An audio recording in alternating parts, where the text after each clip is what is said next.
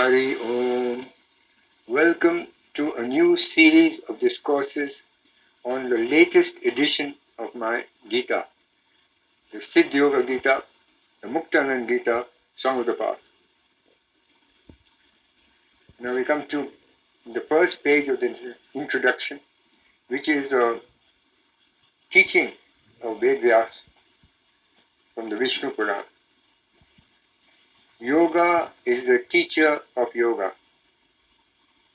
Yoga is to be understood through yoga. So live in yoga to realize yoga. Comprehend yoga through yoga. He who is free from distractions enjoys yoga through yoga.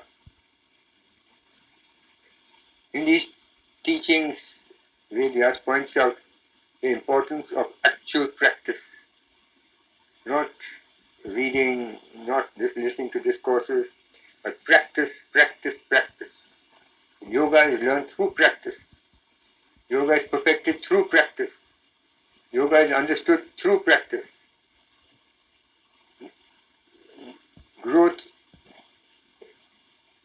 Spiritual growth takes place through practice. That is the importance of practice. So yoga is the teacher of yoga. So not too many textbooks, not too many discourses, just daily practice, continuous practice. This is the meaning of these teachings. Now we come to page 2 of the introduction to my Gita. This is a very famous quotation from Swami Muktananda, and this was all over the Ganeshpuri ashram in the 70s. You could see these teachings of it as you came into the ashram. You saw this teaching. Came into that ocean of energy. Honor yourself, worship yourself, meditate on yourself. God dwells within you as you. For Tyagis who live in the world and are so occupied with daily life and with relationships, both in the workplace and at home, and 100 different things.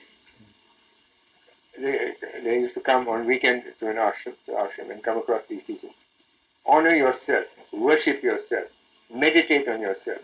God dwells within you as you. This is an invocation to turn within.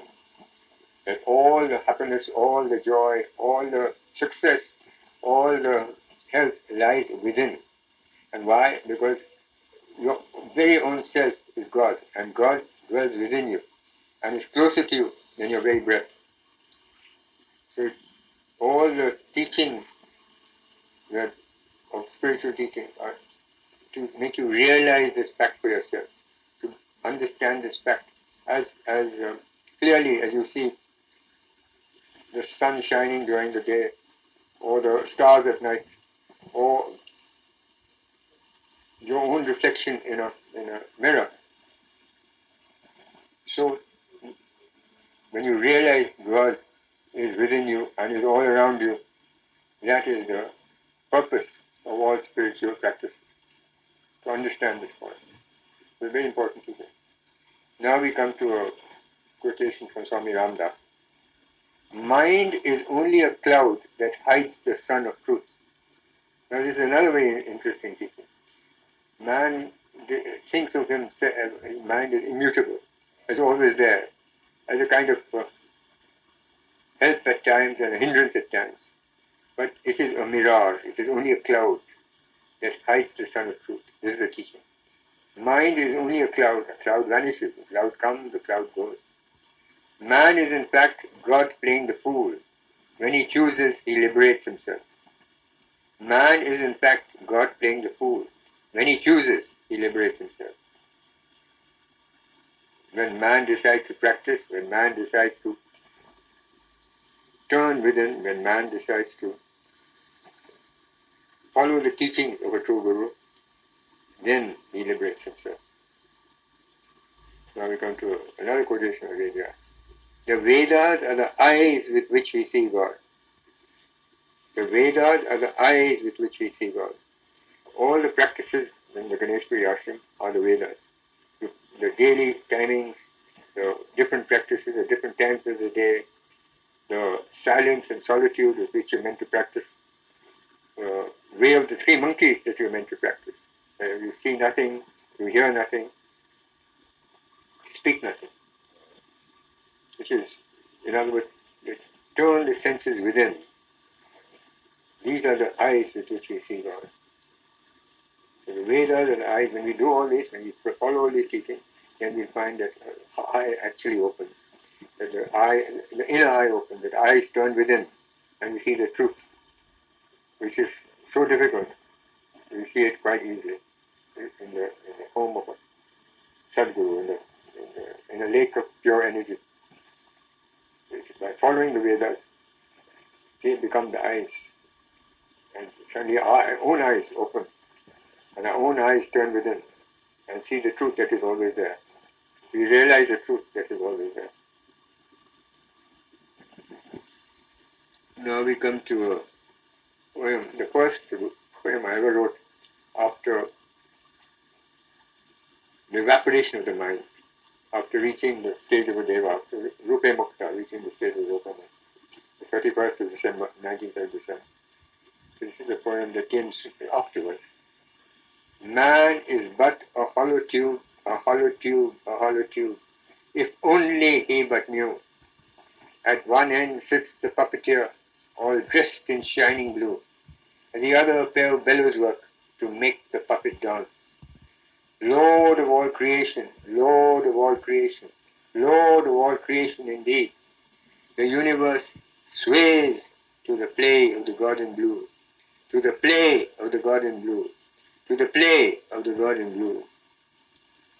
O you who wander disconsolate, pray listen to these words of mine. In true knowledge lies all the bliss, all the joy, all the happiness.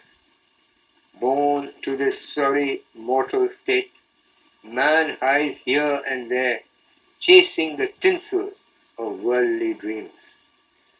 But he who uses God's light, the true Guru's holy light, to awaken and light his own inner spiritual candle, and lives the day according to the Guru's teaching, oh, he comes to know, he comes to know, he comes to know. Let me repeat that. He who uses the Guru's light, the true Guru's holy light, to awaken and light his own inner spiritual candle, and lives the day according to the Guru's teaching, oh, he comes to know, he comes to know, he comes to know. Death comes as sleep and then vanishes forever. Time becomes an unending flow. Fear and sorrow disappear. Let me repeat that. Death comes as sleep and then vanishes forever. Time becomes an unending flow like a river. Fear and sorrow disappear. Bubbling laughter takes their place. For him the worldly play has stopped. He converses directly with the Lord. He glories in each precious moment, in each serene second ticked off by the clock. He sways in an ecstasy inexpressible. Let me repeat that. Bubbling laughter takes their place. For him the worldly play has stopped. He converses directly with the Lord. He glories in each precious moment, in each serene second ticked off by the clock. He sways in an ecstasy inexpressible. Now we come to some Sufi sayings. If you have not found union with the beloved, seek. If you are one with him, rejoice.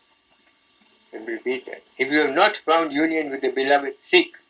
If you are one with him, rejoice. The second one. All sins can be forgiven, but not the killing of time. All sins can be forgiven, but not the killing of time. Every moment of every day is precious.